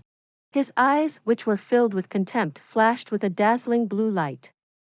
His palm shot out to greet Grandfather Tang's attack, causing Grandfather Tang to retreat several paces. Grandfather Tang gave out a hang, his beard trembling. The man in white swirled in the air as he moved forth, repelling all the experts from the Tang residence by simply using the domineering might of his Xian Qi. Without looking to his back, he suddenly delivered a backhand strike. The one behind him was none other than Qin Hu. Qin Hu sprayed out mouthful of blood, hissing and crying out. How ruthless! Senior Duke Tang. This is the one who. Before he could continue, he suddenly cried out miserably, his body falling softly onto the ground. Not a single piece of his bones were left intact. Hee hee. The man in white lightly laughed before shouting in a low tone. Let's move. The blue light burst out, causing all the men from the Tang residence to stagger backwards. The 3 Earth Xian ranked experts moved quickly towards the wall. With a flash of yellow radiance, all 3 men leapt over the walls and disappeared. The man in white, however, remained standing on the wall, his white robes billowing gracefully in the wind. He cupped his hands and said in a refined tone, Senior Duke Tang, I had no choice but to offend you today. Your nobility is renowned. I hope you will not take today's incident to heart. May we meet again. He laughed out. With a flash of blue light, his body rose to the skies and the night sky regained its dark tone. Grandfather Tang clutched his chest and coughed out a number of times. He could feel that the man in white's strength was truly impressive and had been going easy on him.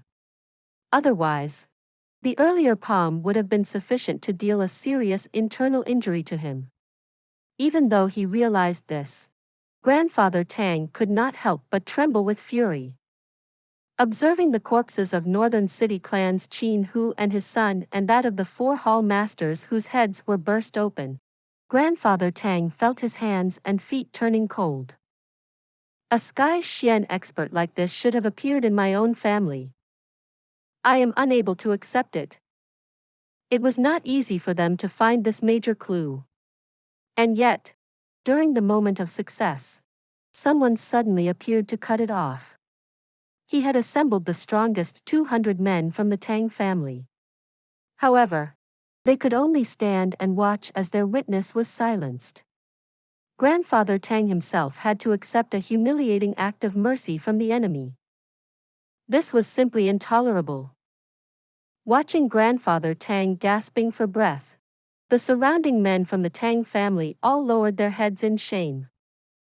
Suddenly, a deep, imposing yet mournful pounding sound reverberated out throughout the sky from somewhere far away.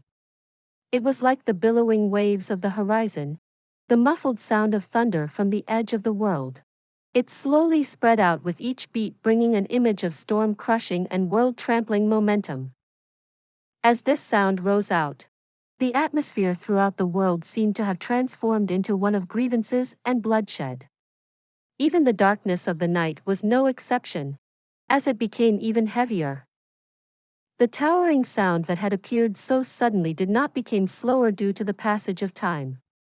It instead became louder and louder. Eventually, the sound resonated out from all 4 directions within Tianxiang City. It had begun as a slow, deep pounding before growing in intensity, again and again until it turned into a huge flood, drowning all of the world within its rampant sound.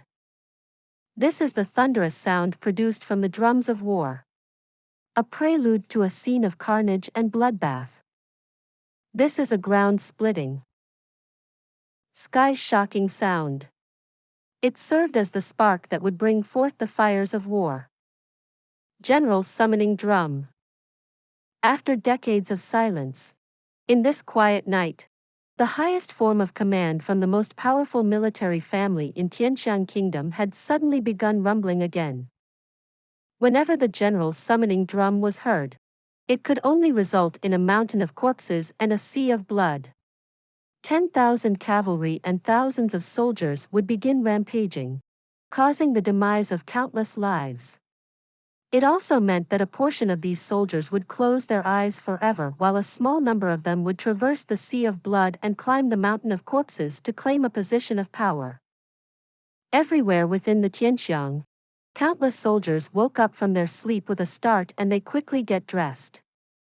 Within the eyes of these soldiers, a bloodthirsty flame burned brightly. This is Grand Marshal Jun's general summoning drum. One of the Earth Xian experts from the Tang family shouted out, causing everyone to become startled. Please subscribe to this channel so that we are more enthusiastic in providing the best video for you. Chapter 69. Raging Despair. Tang Wanli stood there in absolute shock. His eyes opened wide, his mouth gaping. This sudden sound from the drums of war had caused him to forget about the humiliation and unhappiness that was just roiling about within his heart. His entire being had only one thought: Jun Xie has gone mad.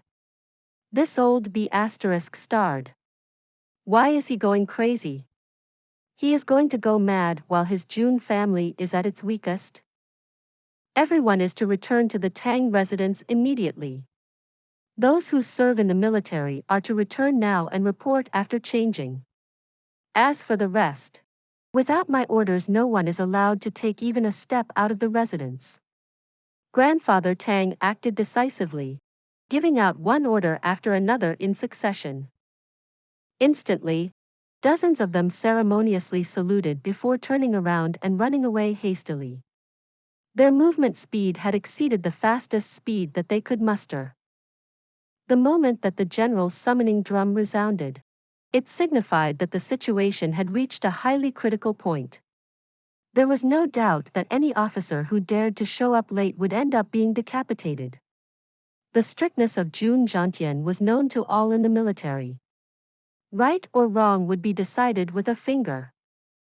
Those who violate his command, regardless of status, be they royalty, generals, children from the first-rate families, child of a phoenix or even the grandchild of a dragon, all shall be killed without exception.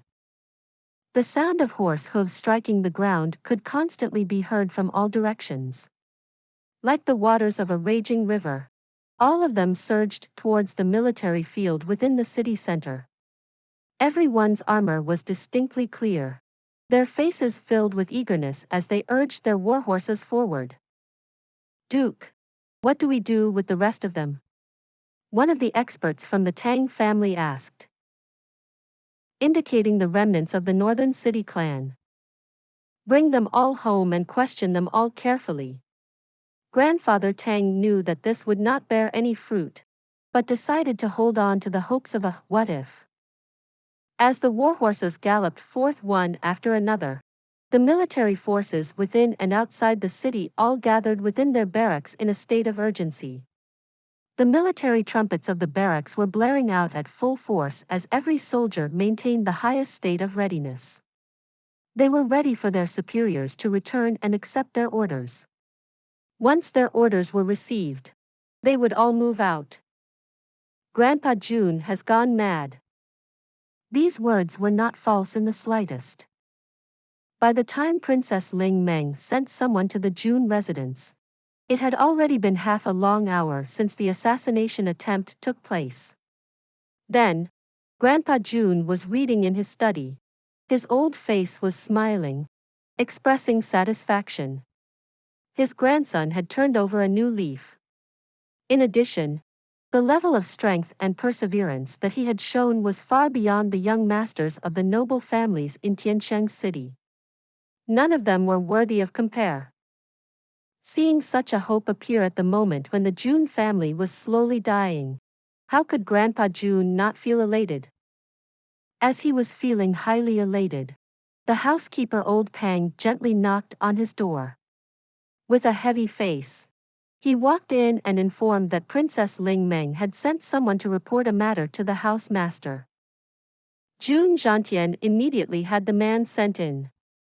But when he met the man, he saw that the man was covered in blood. This caused Grandpa Jun's heart to thump. Seeing the man's hesitant manner of speech and eyes that darted to the left and right, Grandpa Jun started to feel a sense of foreboding, his face turning ugly.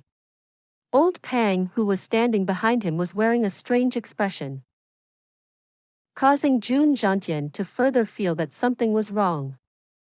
Under the constant pressure of questioning, the bodyguard finally said, the third young master Jun's corpse had disappeared. It was a simple and short sentence. But for Jun Xie, it was like the booming sound of 10,000 thunders from the 9 heavens roaring out in unison. His body trembled a few times. His face turned pale and the atmosphere around him turned silent in an instant. Old Pang was surprised. But thankfully he was prepared. He immediately pinched and slapped Grandpa Jun on his chest, allowing Grandpa Jun to recollect himself. The bodyguard trembled as he knelt on the floor, not daring to move in the slightest. Everyone knew how important the debauchee, Jun Moxie, was in Grandpa Jun's heart. Any mistake in dealing with him would end up inviting a terrifying disaster. After Grandpa Jun recollected himself, he coughed out some blood, his face turning grayish-white, his pair of eyes turning dim and hazy. However, his mouth did not lose its strength as it asked in a deep voice, "What exactly happened? Tell me everything slowly. Do not miss out on even a single detail."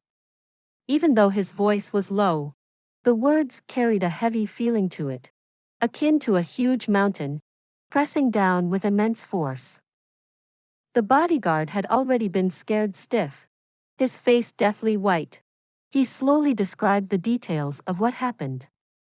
As he was talking, Grandpa Jun's face turned into a scowl, not uttering anything at all. After the bodyguard finished talking, Jun Xie weakly waved his hands and said, "You can leave now." The guard reacted as though he had just received amnesty and retreated while shivering. He then realized that his whole body had been soaked with his sweat. In the study, Jun Xie closed his eyes and raised his head upwards. His Adam's apple rolled up and down for a bit. A tear slipped out from his wrinkled eyes. If Jun Xie had been the same as the original Jun Moxie, an unbearable and misbehaving debauchee, Grandpa Jun would not be in such pain due to this matter. Because he had already given up on him. Even if such a tragedy had occurred, so what? The demise of the Jun family was a foregone conclusion. For it to come earlier was no big deal. But the problem lied in the fact that Jun Xie had just witnessed his own grandson's incredible transformation. He had finally seen a dazzling light, a brilliant radiance of hope. He had become excited and had begun to imagine how the Jun family could climb back up when this unexpected news suddenly came, throwing Grandpa Jun into an abyss of despair. Considering the situation, for Grandpa Jun to not go crazy on the spot was something that required quite the respectable amount of self-control. Moxie had died for the sake of warning Princess Ling Meng. This was Grandpa Jun's first inference. The assassin's goal was Princess Ling Meng, and the only ones with such an outrageous amount of courage would be either the 3 princes or the hostile forces from the other kingdoms.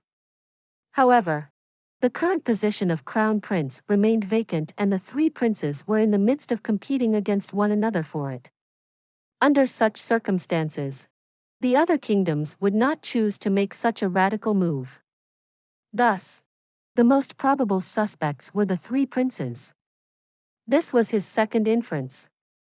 Thirdly, the princess was supposed to be the main target of the assassination attempt.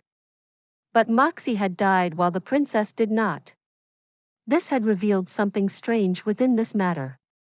Could it be that it was Moxie's enemies, the Li and Meng families? Did they hire the assassins to create such a scenario? Was the assassination attempt on the princess just a camouflage for their real target? This was the third inference. Moxie had delivered a warning but ended up dying while the princess who was the target of the assassination remained alive. This meant that although Moxie had delivered the warning for the princess, she did not send anyone to protect Moxie and had instead focused on protecting herself. Thus, Moxie had been easily killed. This was the fourth inference. The more Jun Xie thought about it, the colder his face became, and the sharper his eyes shone. Eventually, it had become a ferocious visage. Why is it that my grandson that went to deliver the warning ended up dying while that damned girl did not? Jun Xie, joined the army even before I could shave, fought through hundreds and thousands of battles. I massacred my way through millions of corpses to become a Grand Duke, contributing brilliant exploits for the kingdom, unparalleled within the kingdom. Jun Xie had 3 sons and 3 grandsons. 2 sons died fighting for the country while the youngest one was crippled for life. Of my 3 grandsons, 2 left on a war campaign only to never return. Now, my only heir died for the sake of the princess. Is this how my family of valiant warriors would end? If such is the case, what else do I have to live for? Since it would come to an end either way, I might as well drag everyone who is trying to take down my Jun family with me. Jun Xie began to laugh. A bitter and sorrowful laughter. Louder and louder, his face filled with tears. He suddenly sprang up violently, his eyes emitting sparks of lightning accompanied by a red shade of blood.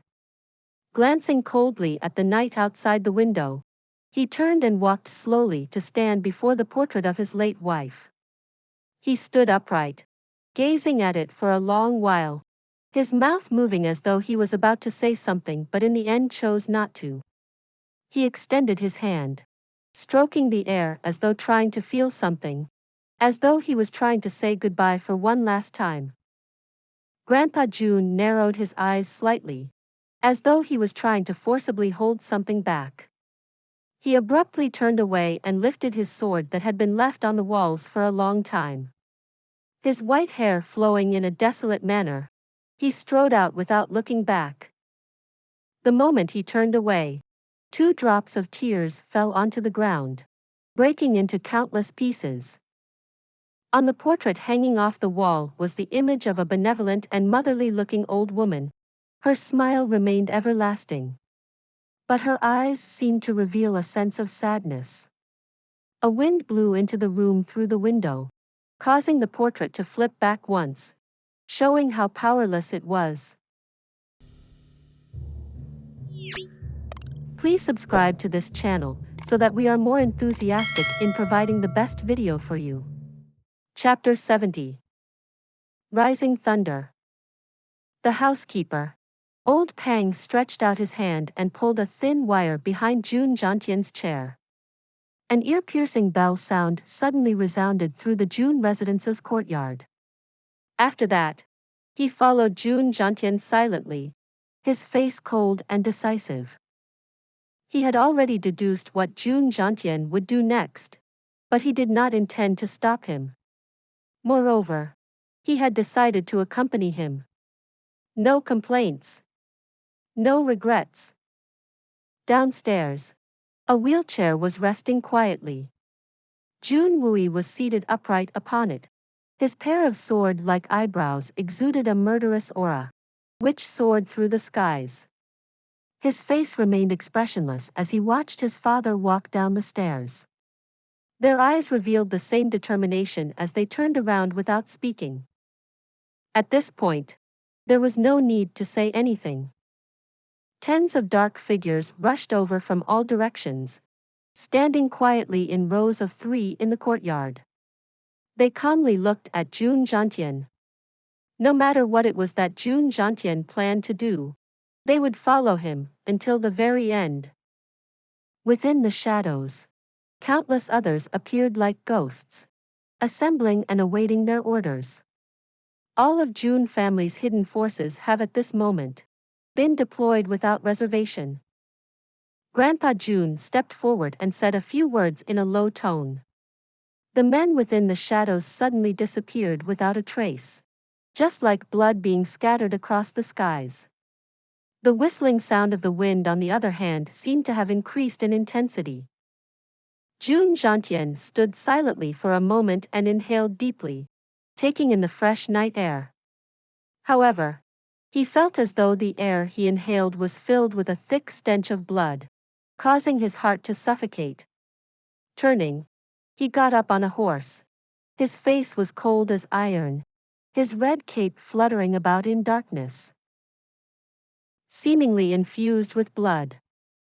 The rest of them remained silent. Each of them climbed up their horses and followed him. Jun Moxie slapped his wheelchair with his hands and flew up into the air, landing on top of his horse. Flicking the reins, he urged his horse forward and followed them. Moments later, Jun Xie was seated upon the stage of the military grounds. Outside, the sound of 40 drums were slowly on the rise. As the drums boomed out, men constantly donned their military uniforms, armors, and helmets. Picking up their weapons, they galloped towards the military grounds on their horses. Once they reached the military grounds, they dismounted and stood as straight as a spear. The number of men on the grounds increased, but none of them said a word. They all stared attentively at Jun Xie, who was seated upon the chair of the Grand Marshal. Their eyes exuded an unmatched blaze of fanaticism. Old Marshal. It has been too long since we have heard the pounding sound of this general summoning drum. The raging fires of 100 battles, we have missed it. The sound of drums stopped. The many generals stood attentively on the military grounds. On both sides, dozens of banners flapped about in the wind, creating hula sounds, resembling that of the mournful weeping of 1,000 people. Jun Xie stood up, walked to the front side of the stage and asked as he gave everyone a sharp gaze. Is anyone absent here? Everyone has arrived. We are all awaiting Senior Marshal's orders. The hundreds of them chanted simultaneously. Very well. Tonight, this old man will move the land and shake the skies. Jun Xie's sharp eyes burst out with murderous intent. All captains, listen up. Here. Chen Zhounan. Here. You are to marshal your forces and hold the west gate. Without my orders, no one is allowed to leave the city. Once a riot is discovered, send out your troops to suppress it. Jun Xie placed a great emphasis on the words, no one. Affirmative. Jun Yanfeng. Here. You are in charge of the East Gate. Affirmative. Zhang Jitian. Here. North Gate. Understood. Chan Linyu. Here. South Gate. The rest of you will follow me. A series of commands were issued. Every one of them stepped forth to accept the token of command before turning and leave. Not a single one of them asked for a reason. All of them had served under Jun Xie before and made up the backbone of the Jun family's military power. They would obediently obey any orders from Jun Xie without question, even if it meant their deaths. This was especially true for Chen Zhounan, Zhang Jitian, Chan Linyu, and Jun Yanfeng. The four of them were Grandpa Jun's most competent great generals. They are also a group of wild, prideful iron-blooded war maniacs.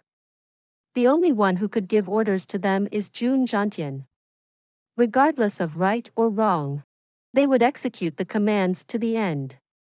These four form the backbone of the Jun family's military power. As the generals received their commands one after another, Jun Xi's eyes turned colder. Moxie, just watch as Grandpa takes revenge for you. Tonight, those that were your enemies, those that are suspects, all of them must pay.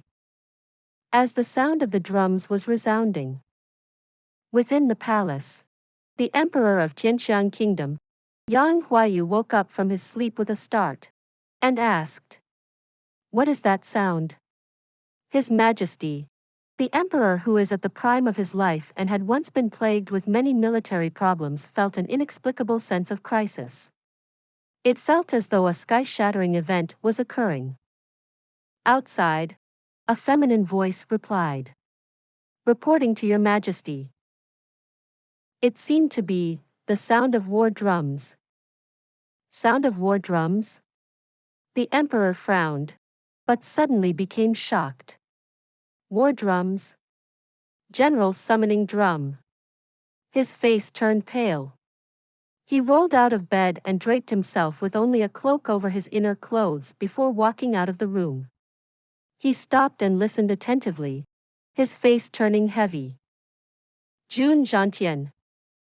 With just a moment, the emperor was able to deduce that this was the sound of Jun Xie's war drums. Jun Xie's general's summoning drum was the only one within the city that could produce such a spectacular, yet tragic sound. It was also only Jun Xie's war drums that could produce such an imagery of power and influence, enough to shake the entirety of Tianxiang Kingdom. What happened today? What do I not know? The emperor's face turned sullen as he slowly asked. At the current, no matter what he chooses to do, he must maintain a state of tranquility and not become anxious. Only by first finding out what had transpired would he understand why Jun Xie would drum the general's summoning drum at this time. It was only after knowing all these would he be able to take the appropriate measures to resolve the problem. This one does not know. The 6 palace attendants went on their knees, none of them able to answer the question. Go find out. Reporting to your Majesty. This one remembers that one long hour ago, Princess Ling Meng had requested an audience with your Majesty.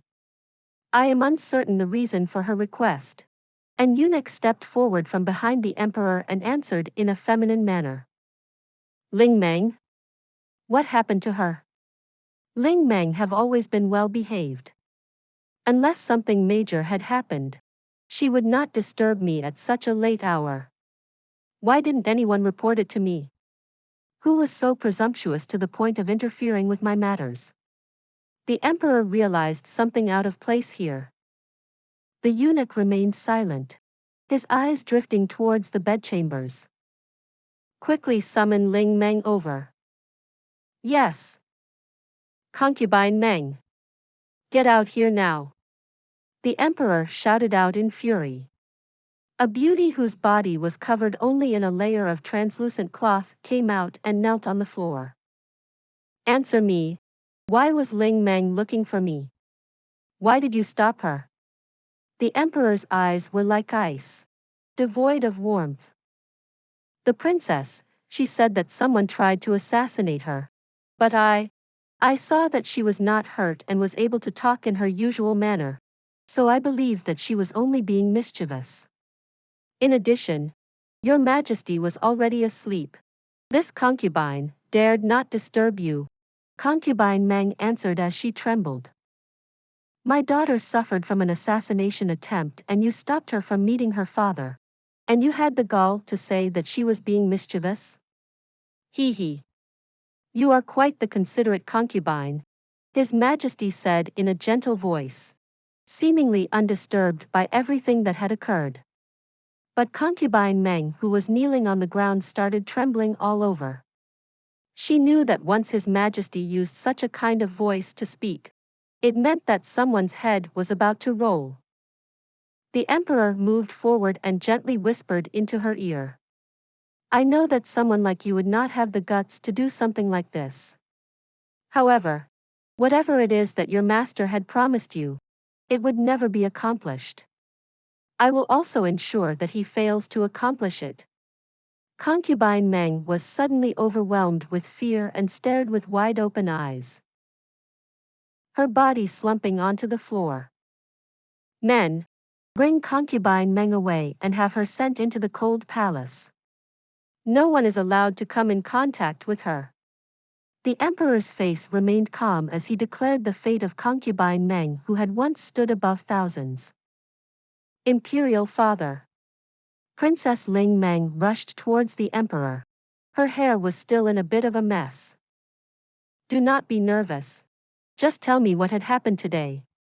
Come. Talk to your father. Make sure you tell me every detail. The emperor smiled kindly as he looked at his daughter, as though nothing had happened earlier. The chilling coldness within his eyes was already completely concealed. This story will be continued to chapter 71. For those of you who are not subscribed yet, please subscribe. The interesting and best stories will be updated. See you again in the next episode.